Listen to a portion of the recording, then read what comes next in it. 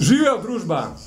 Moram vam priznati, da sem se temule telefončku Samsung Galaxy Beam, ki sem vam ga predstavil pred tednom dni v prejšnji epizodi Digitali, kar malce posmehoval.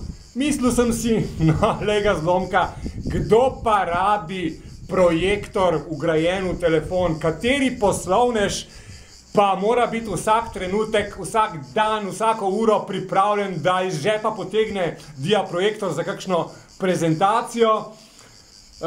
Mečken smešen se mi je zdel, no, dober, mogoče kdo rabi.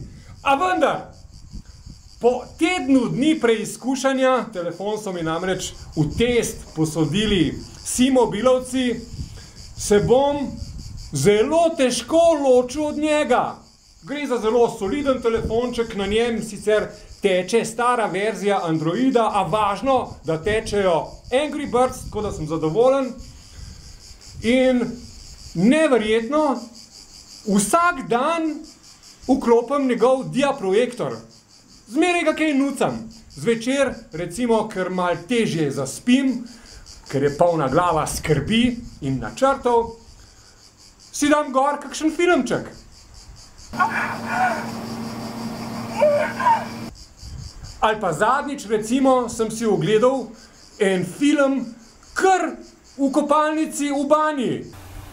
Še najbolj pa mi pride prav, kadar si hočem denimo zvečer ogledati na YouTubeu kakšen inštrukcijski video o šahu, ki me te dni zanima. Prednost YouTubea je seveda v tem, da vsebin ni treba najprej pretakati na telefon, da bi si jih človek lahko ogledal, ampak jih lahko direktno streamamo iz interneta na projektorski zid.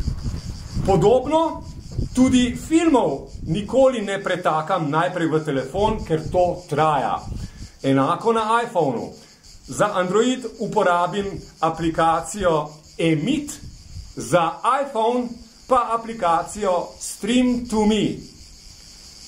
Obe znata, recimo film, ki ste si ga pravkar pretočili, seveda legalno, z interneta, ga zna prenesti v real času, v real timeu, torej hipoma, sprotoma do vašega telefona in potem na projekcijski ekran.